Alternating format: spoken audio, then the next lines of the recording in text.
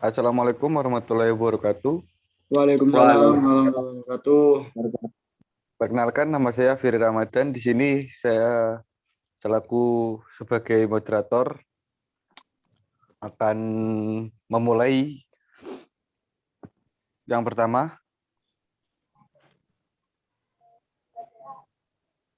Ahmad Hizbunahar.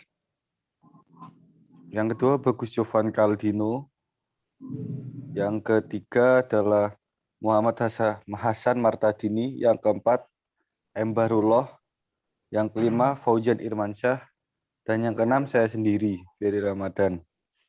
Untuk materi yang akan dibahas adalah adaptasi fisiologis dalam respon latihan, adaptasi latihan mengenai sistem otot, adaptasi latihan tentang sistem kardiovaskular.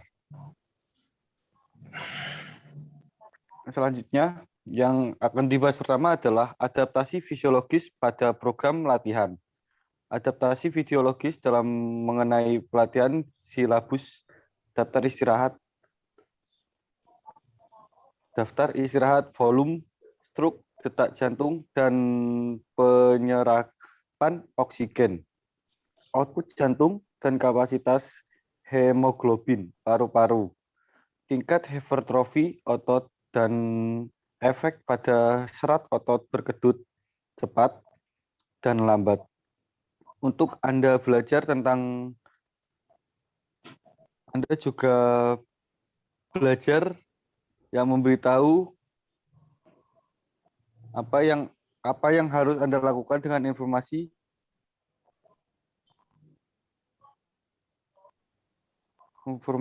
Anda untuk memeriksa hubungan antara prinsip-prinsip pelatihan dan adaptasi fisiologis dan meningkatkan kinergi. Mari kita pertimbangkan adaptasi aerobik.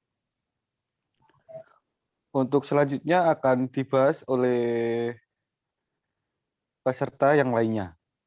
Dipersilakan. Yaitu selanjutnya volume stroke.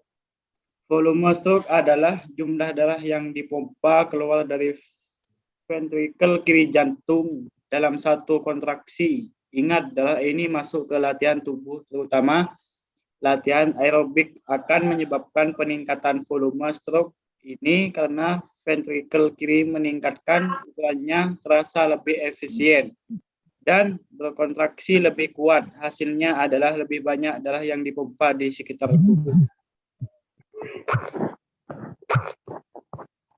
Volume stroke berkontraksi secara langsung terkait dengan output jantung yang benar. Output adalah volume darah dipompa keluar dari ventrikel kiri per menit dan dihitung dengan mengambil volume stroke dan mengalihkannya dengan jumlah denyut per menit. Untuk menentukan volume yang bergerak setiap menit pelatihan, terutama latihan aerobik, akan menyebabkan peningkatan curah jantung ini. Baik, selanjutnya. Oksigen. Baik, selanjutnya oksigen dan hemoglobin. Latihan aerobik menyebabkan tubuh Anda menghasilkan lebih banyak hemoglobin. Hemoglobin bertanggung jawab untuk transportasi oksigen di sekitar tubuh. Oksigen berkaitan dengan hemoglobin dan kemudian dikirim ke sel kerja. Atlet terlatih akan memiliki peningkatan kadar hemoglobin. Per militer darah ini berarti bahwa setiap militer darah memberikan lebih banyak oksigen daripada sebelum pelatihan. Dan sebagai hasilnya, pada beban kerja tertentu, tubuh dapat menggunakan lebih sedikit darah untuk memberikan oksigen. Ini menghasilkan penurunan lebih lanjut dalam jantung yang diperlukan.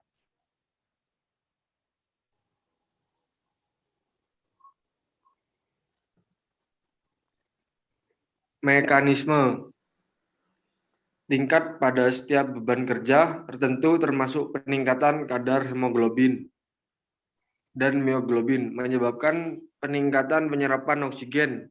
Dalam penyerapan oksigen, atlet terlatih kemampuan tubuh untuk menyerap oksigen ke dalam transportasi darah, oksigen dan kemudian mentransfernya ke dalam penyerapan oksigen otot meningkat dalam menanggapi pelatihan dan memungkinkan pengiriman oksigen yang lebih cepat dan lebih efisien ke otot ketika datang ke kapasitas paru-paru sebenarnya.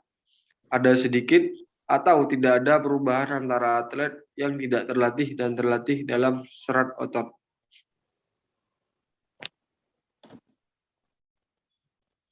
Next.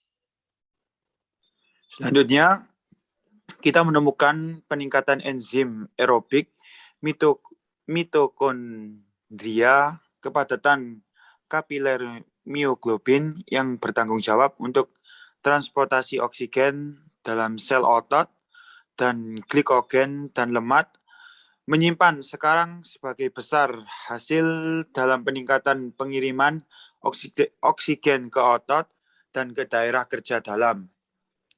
Otot di mana dibutuhkan adaptasi ini memungkinkan atlet untuk mempertahankan intensitas aerobik yang lebih tinggi untuk pemulihan sistem anaerobik dan aerobik lebih cepat, berolahraga lebih lama, dan peningkatan fokus dan menunda kelelahan pada hipertrofi otot atlet terlatih. Selanjutnya, enzim. Peningkatan enzim anaerobik atau IR untuk glikolisis meningkatkan kadar kreatin lebih cepat tertawa tapi removal yang membantu mengurangi tingkat asam di otot. Perubahan ini mengakibatkan atlet mampu mempertahankan intensitas anaerobik yang lebih tinggi untuk lebih lama, memulihkan sistem energi anaerobik lebih cepat. Meningkatkan kekuatan dan kecepatan mereka sehingga apa hubungan antara prinsip-prinsip pelatihan adaptasi fisiologis dan meningkatkan kinerja adaptasi fisiologis. Selanjutnya akan dilanjutkan oleh rekan saya.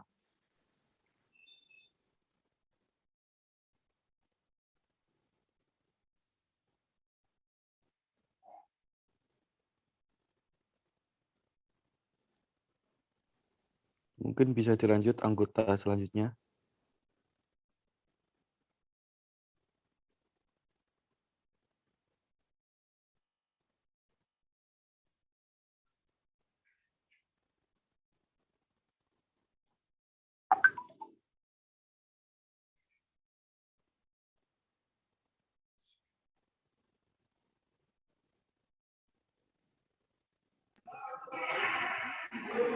Ya, saya lanjutkan untuk video kedua. Pada materi tentang sistem otot ini, kita akan melihat peningkatan hipertrofi dalam peningkatan kekuatan tendon di toko mioglobin, peningkatan jumlah dan ukuran mitokondria, meningkatkan penyimpanan glikogen dan peningkatan penyimpanan lemak, meningkatkan kekuatan otot, dan meningkatkan toleransi terhadap laktat.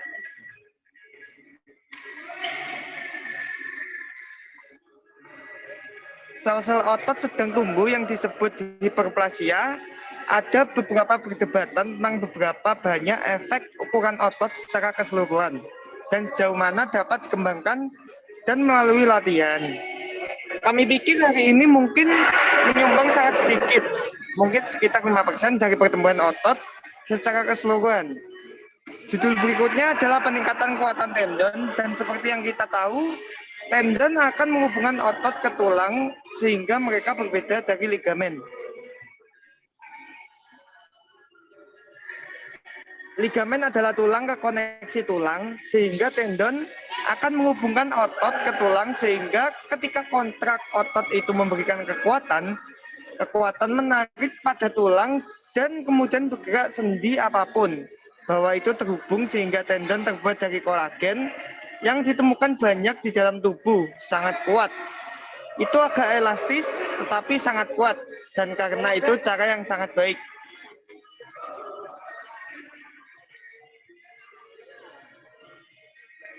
Menempelkan otot ke tulang untuk memastikan bahwa ketika otot berkontraksi, tendon tidak robek, dan kami benar-benar mendapatkan gerakan yang kami cari, sehingga tendon terbuat dari kolagen, dan pada dasarnya selubung otot berjalan ke tendon, menjadi bagian dari selubung yang mengelilingi tendon itu sendiri.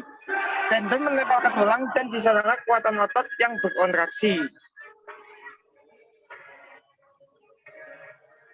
Selanjutnya untuk hubungan kardiovaskular itu akan dilanjutkan oleh rekan saya. Silakan.